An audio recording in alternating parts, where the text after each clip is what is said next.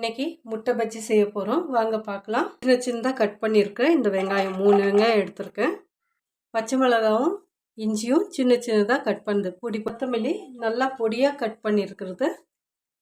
ஒரு 2 சிட்டிகை அளவுக்கு மஞ்சள் தூள், உப்பு தேவையான அளவுக்கு, ஒரு 1/4 ஸ்பூன் அளவுக்கு போட்டுக்கலாம். மிளகாய் தூள் ஒரு 1/4 ஸ்பூன் அளவுக்கு, கரம் மசாலா ஒரு 1/4 ஸ்பூன் அளவுக்கு, சீரகத்தூள் ஒரு சிட்டிகை அளவுக்கு போட்டுக்கலாம். மிளகு தூள் ஒரு 1/4 ஸ்பூன் அளவுக்கு. இப்போ இதெல்லாம் ஒரு முறை நம்ம கலந்து விட்டுக்கலாம். 3 முட்டை. இப்போ இதெல்லாம் நல்லா கலந்து விட்டுக்கலாம். இப்போ எல்லாமே நல்லா கலந்து விட்டாச்சு. இது ஒரு பக்கம் வச்சிடலாம். இப்போ பஜ்ஜி மாவு கலக்கிறதுக்காக 1 கப் அளவுக்கு நான் கடல மாவு எடுத்துருக்கேன். 1 ஸ்பூன் அரிசி மாவு, உப்பு ஒரு 1/4 ஸ்பூன் அளவுக்கு, சீரகம் ஒரு 1/4 ஸ்பூன் அளவுக்கு, மிளகாத்தூள் காரத்துக்கு தகுந்த மாதிரி போட்டுக்கலாம். ஒரு 1/2 ஸ்பூன் போட்டிருக்கேன். மஞ்சள் தூள் ஒரு 1/4 ஸ்பூன் அளவுக்கு, பெருங்காயம் ஒரு சிட்டிகை அளவுக்கு, ஓமம் ஒரு சிட்டிகை அளவுக்கு, கரம் மசாலா ஒரு 1/4 ஸ்பூன் அளவுக்கு போட்டுக்கலாம். பஜ்ஜி செய்யறதுக்காக எண்ணெய் சூடு பண்ணிக்கலாம். இப்போ காய வச்சிருக்க எண்ணெய் இந்த மாவு மேலே ஊற்றிக்கலாம்.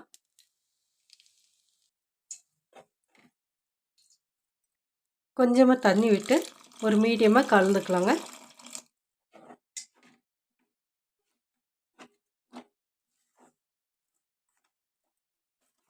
இப்போ பஜ்ஜி மாவு ரெடி ஆயிடுச்சு.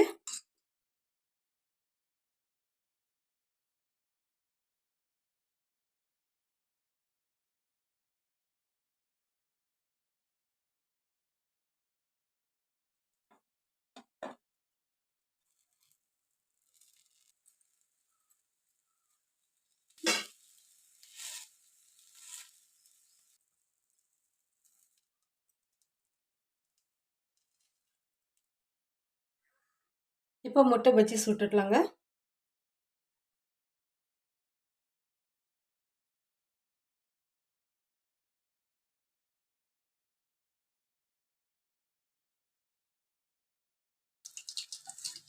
இப்போ பஜ்ஜி ரெடி ஆயிடுச்சு. இப்போ இதெல்லாம் எடுத்துடலாம்.